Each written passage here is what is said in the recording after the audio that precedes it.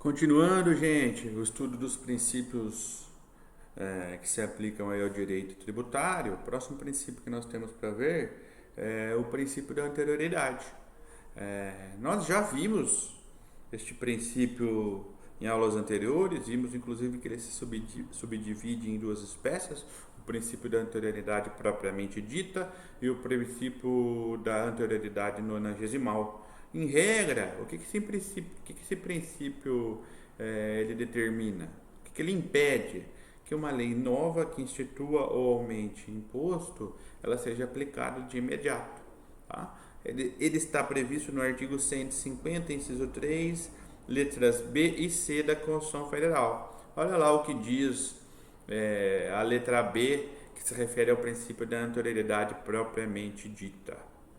Sem prejuízo de outras garantias asseguradas ao contribuinte, é vedada à União, aos Estados, ao Distrito Federal e aos municípios cobrar tributo no mesmo exercício financeiro em que haja sido publicada a lei que os instituiu ou aumentou. Então, se uma lei que instituiu ou aumenta tributo foi publicada no ano de 2020, esse tributo só poderá ser cobrado em 2021. A letra C diz o seguinte, que vamos ler o artigo 150 inteiro de novo. Sem prejuízo de outras garantias asseguradas ao contribuinte, é vedado à União, aos Estados, ao Distrito Federal e aos municípios cobrar tributos antes de decorridos 90 dias da data em que haja sido publicada a lei que os instituiu ou aumentou, observado o disposto na linha B. Ambos, os princípios da anterioridade propriamente dito e o princípio da anterioridade nonagesimal, eles têm que ser aplicados em conjunto. Porque ele evita, por exemplo, que uma lei que instituiu ou aumentou o imposto que seja publicada lá em dezembro já entre em vigor em janeiro.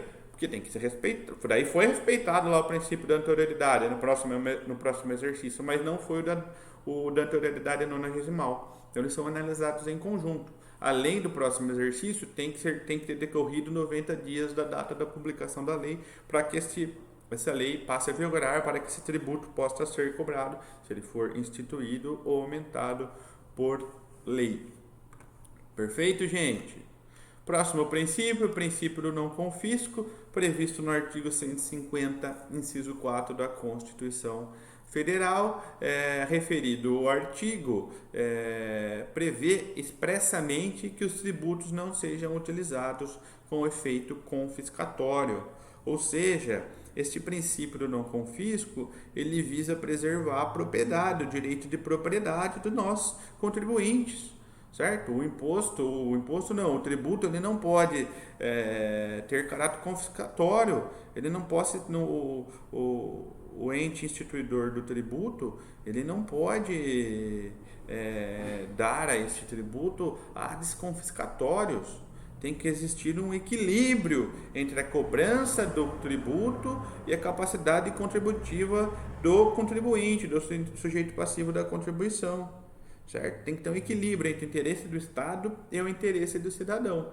Então, o princípio do não confisco, ele prevê, ele impede que a cobrança de tributos, que os tributos sejam utilizados com efeito confiscatório, tá certo?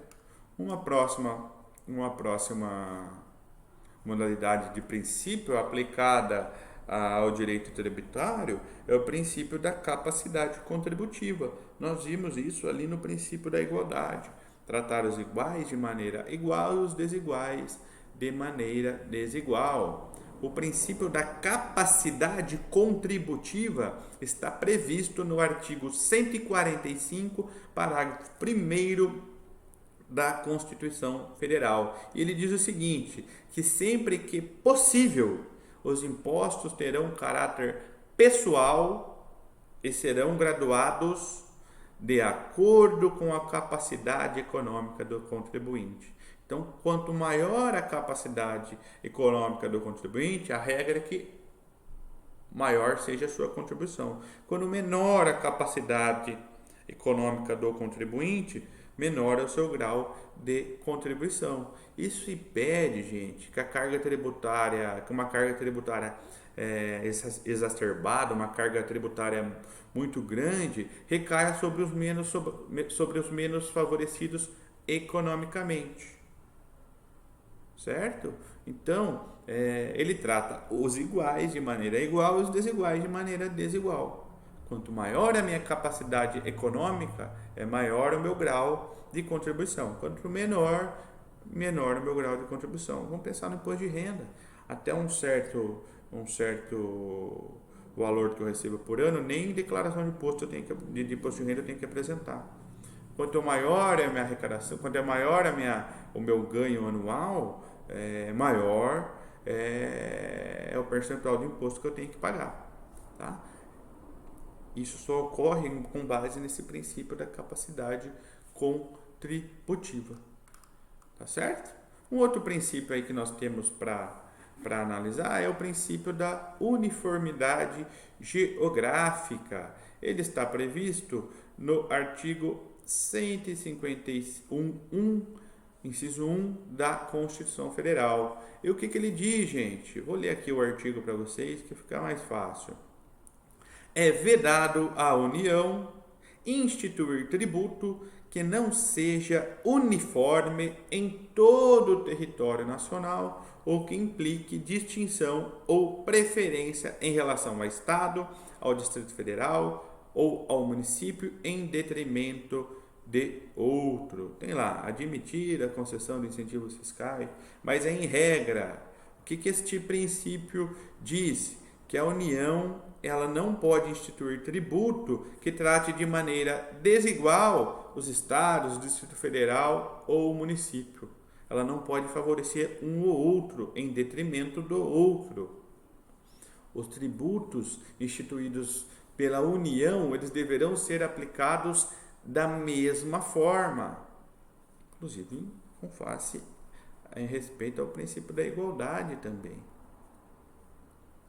Certo, gente? Existe exceção para isso? Existe, tá? Existem possibilidades da tributação federal ser diferenciada quando ela quiser lá buscar um equilíbrio socioeconômico entre regiões. Vamos pensar na Zona Franca de Manaus, visando lá um melhor desenvolvimento daquela região.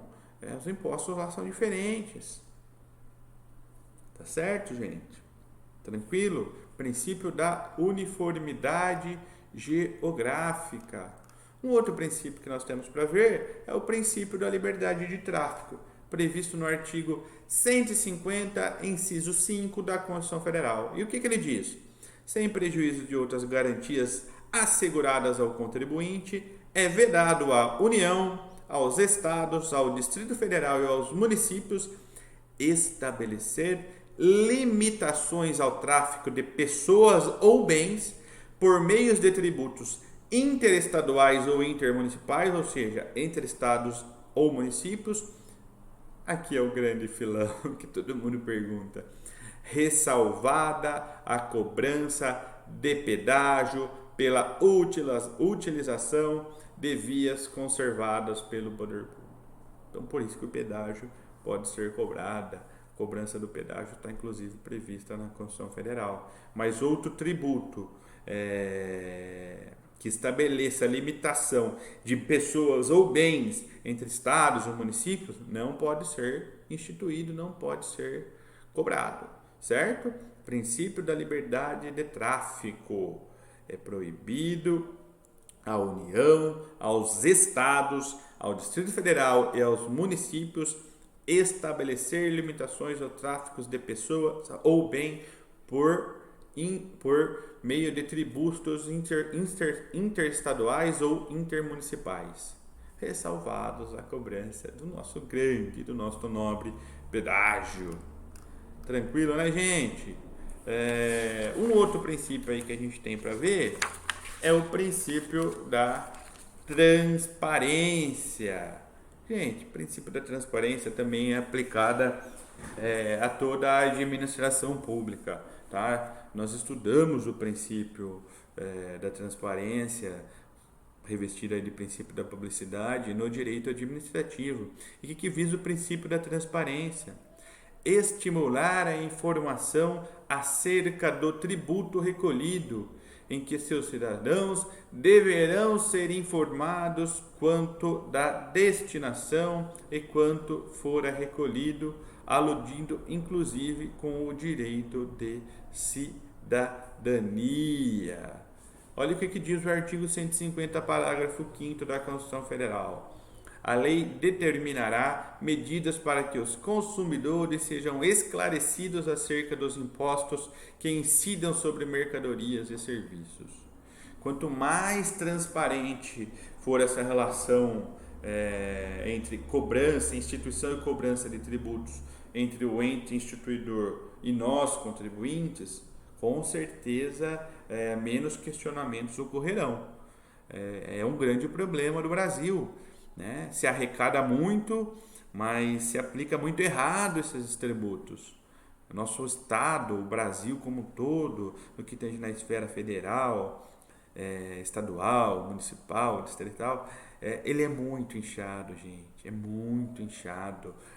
O orçamento, grande parte do orçamento vai para manter o funcionalismo, vai para manter algumas regalias de políticos, e muito pouco do que nós pagamos é destinado em si para a prestação de serviços públicos essenciais como saúde, educação, segurança.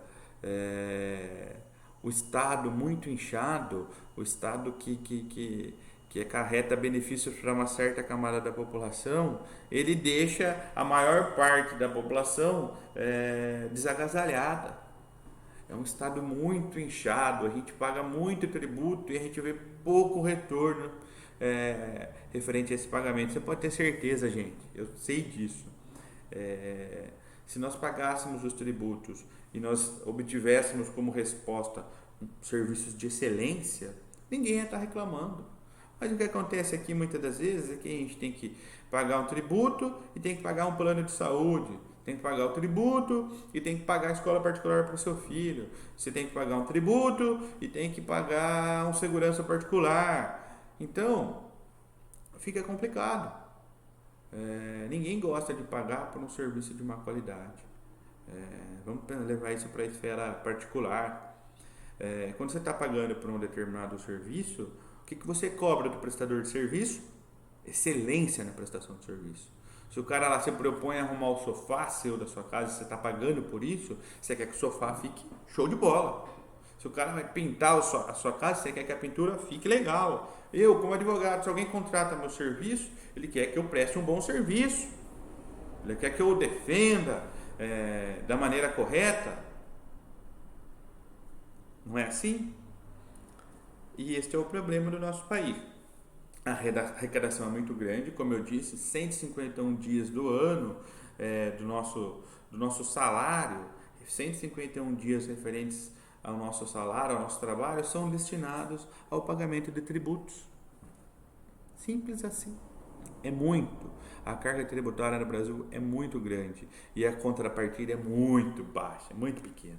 E esse é um grande problema nosso. E por isso a prática, a aplicação desses princípios é tão importante. Tem outros princípios que eu deixei para vocês, mas esses aqui são os essenciais, gente.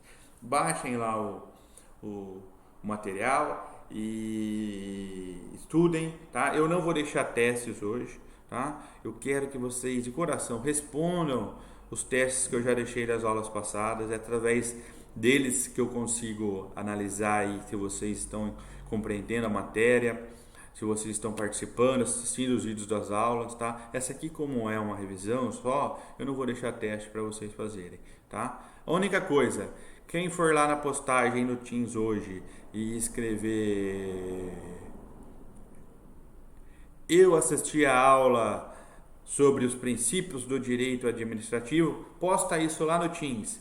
Hora que nós nos encontrarmos pessoalmente, quem postou isso na plataforma Teams hoje, durante o horário de aula, eu assisti a aula sobre os princípios do direito administrativo. Quem postar isso na plataforma Teams hoje, durante o período de aula, quando nós nos encontrarmos pessoalmente, vai ganhar um chocolate do professor, aqueles bombonzinhos que o professor dava nas aulas presenciais. Falou? Um abraço, gente, e até a próxima.